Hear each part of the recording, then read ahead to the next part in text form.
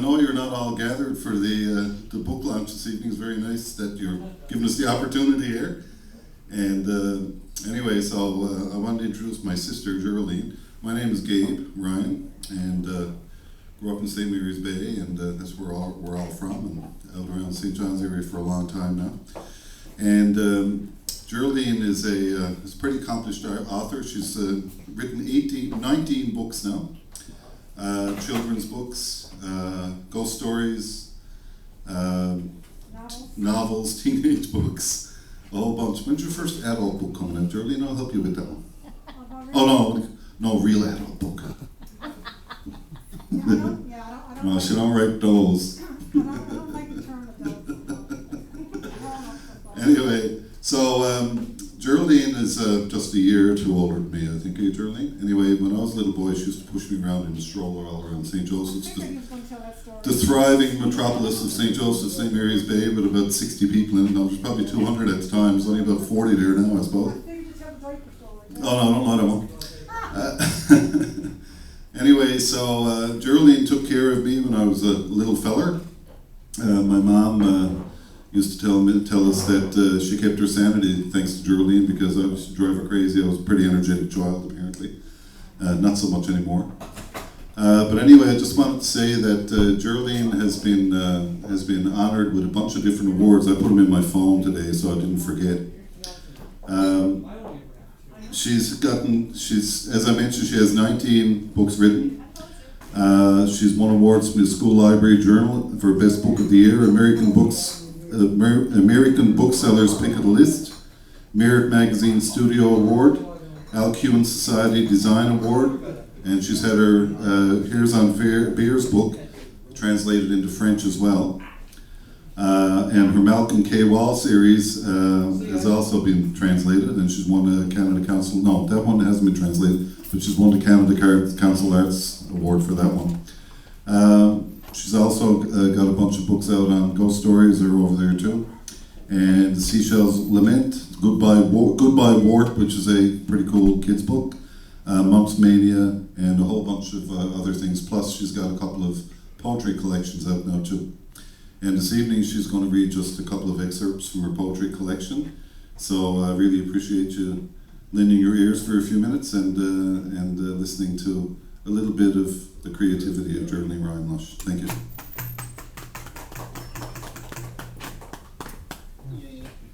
missed the first part, but I didn't have it. Hi there. This is my second collection of adult grown-up poetry.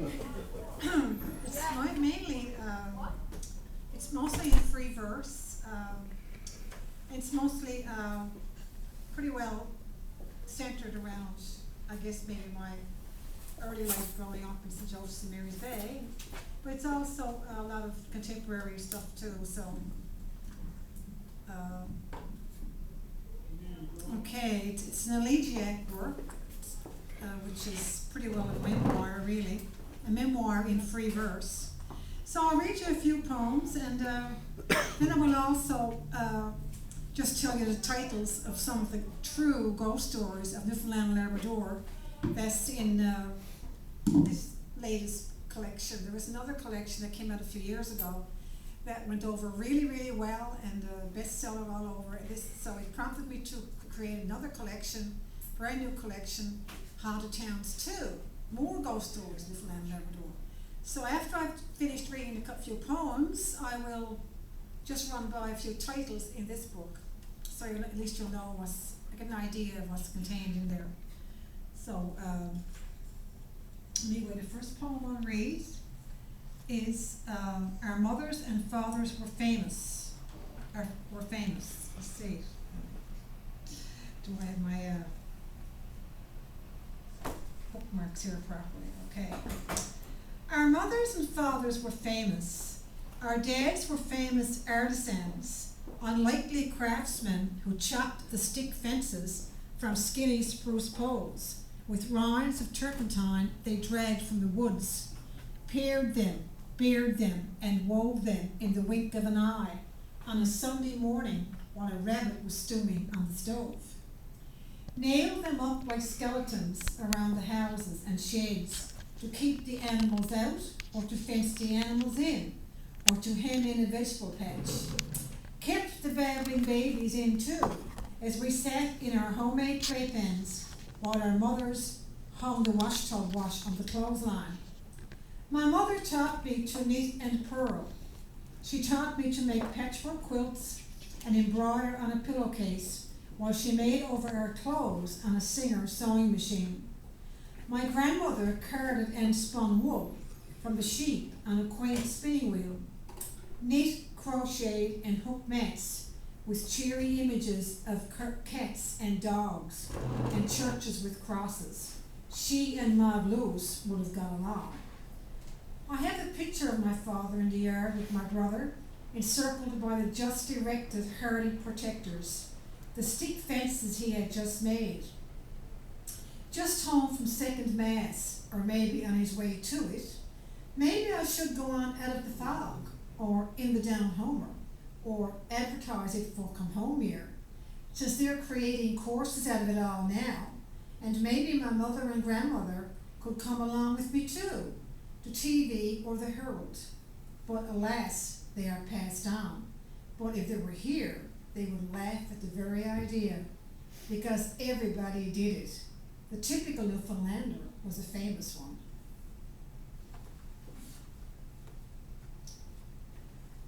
The passport.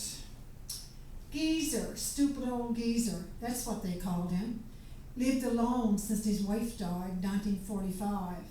She and their baby, married just a year. Freezing barracks of a house.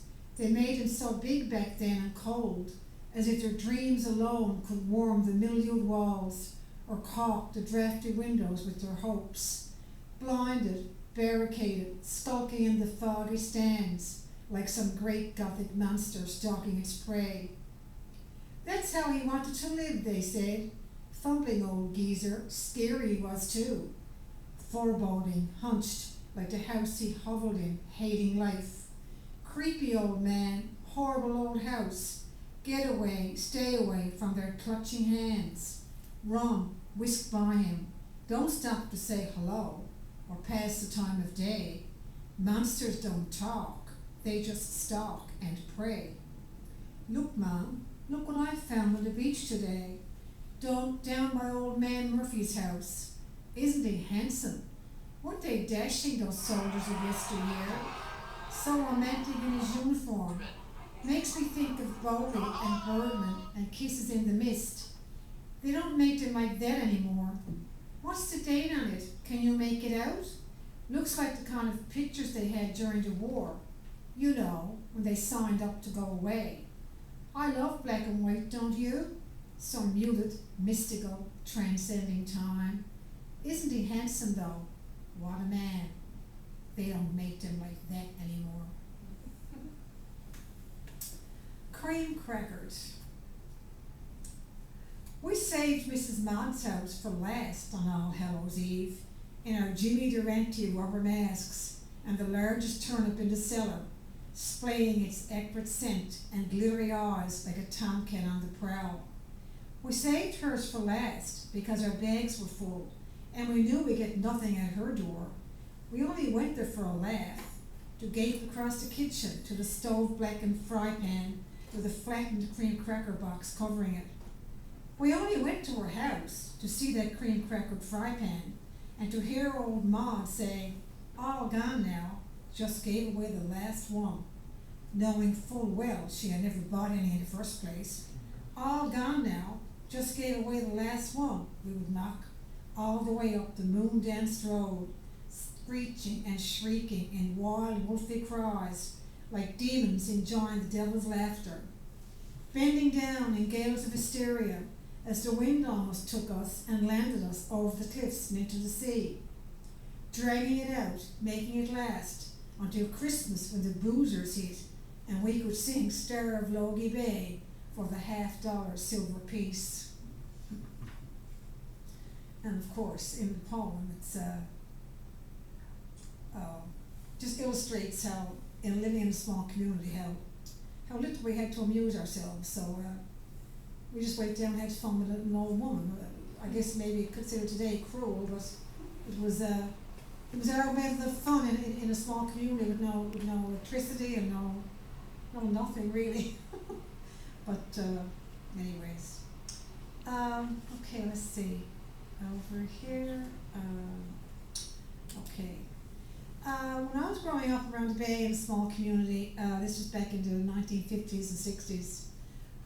If you had a certain way of speaking, and if you breathed another word that wasn't familiar to the people you grew up with, well, they made fun of you. So this is what this poem is about, or centered around. The colloquial meaning of the word hi. You would never say hi in my neck of the woods. Not sure what we'd say, or if we say anything at all. If we met someone on the road, especially an older person, we would wait, silent, our heads down, respectful as we were taught, until they would pass us, some stern with things on their mind, some a half smile or the baring of teeth, some would grunt hello. If we saw a playmate, we would sing out hey in the middle of the road, maybe make our plans haphazardly, whichever way the wind would blow, or how strong the waves were on the water, dictated our day, and hey would maybe take on another meaning. One day I ventured to the shop with the regular note for tea and milk, and out of nowhere came the unheard of hi, emanated from me, came up out of an alien place, a chasm I didn't know I had. I stopped, clasped my hand over my blasphemic mouth. I was going to be struck down, called grand, stuck up, full of myself. Who does she think she is? And the most vitriolic one of all, trying to talk like a Yank. The sauciest one in the village started guffawing, pointing, look at her, hi, hi, hi. The rest just stared, wondering in a kind of envy if I did indeed know a Yank or two. They were known to be spotted on a rare occasion from the base near Genshin. I got my brown wrapped parcel and headed home, wishing one would suddenly materialize out of the splashing potholes and whisk me away out of this den of vernacular iniquity. And I'm sure somebody will recognize, most people recognize who I'm talking about in this poem. Meeting Harry. Newsboy cap, timorous smile, the pipe placed there for prop when he was on TV. The boy from Bell Island with the magic fingers and toe-stepping feet that were sending up-alongs into a lather. Just getting his footing, Newfoundland's Balladeer, our favourite song, whose ghostly spirit still hovers. Still no walk of fame graces his name. Oh, he doesn't care, couldn't give a hoot. It's neither here nor there with him. He was doing something he loved. It kind of got out of hand though. He didn't see it coming. He had worked since he was 12 when his father died, but never dreamed he might be clamoured for and pressured. They couldn't get enough, and he gave his all. But I met him in 1970 on a train to Montreal, which I had taken because a plane had crashed and I was afraid to fly. I sat in the dining car in awe at the rolling ferns as they sped by. He materialized like a 30s icon from out of nowhere. Jimmy Rogers had nothing on him. He sat across, smiled, said something about the scenery. I can't remember who, what, but I remember his humility. Why didn't I talk to him? Tell him I like singing too. Anything. I just sat there like an idiot. I even lost a roll of film I may have captured him on. He's our own Woody Guthrie, maybe even Bob Dylan, although some would say that's stretching it. Certainly Pete Seeger or Buffy St. Marie. And they've reduced him to Facebook groups begging for his legacy, his place in the annals of troubadours, as is his right. Not good enough for genius in simplicity, formed from the chicken coops of Urbana Sunrise. All that remains. This is pretty well inspired by a lot of people in the First and Second World Wars. I had a lot of relatives in both the First and Second World Wars that were overseas, including my own grandfather and granduncle.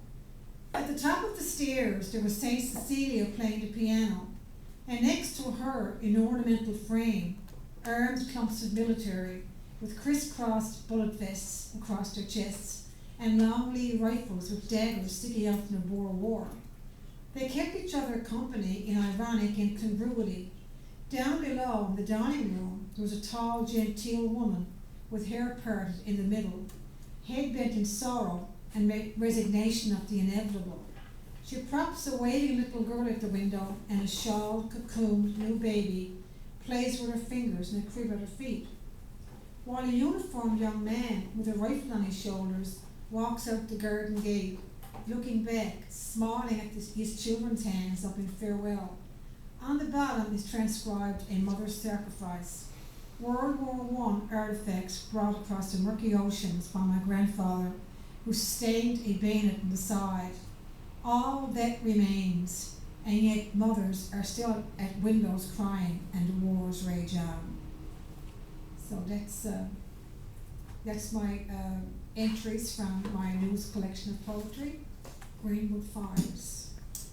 And this also is a new ghost book, true ghost story book, which is completed, and I will just run by a few titles here.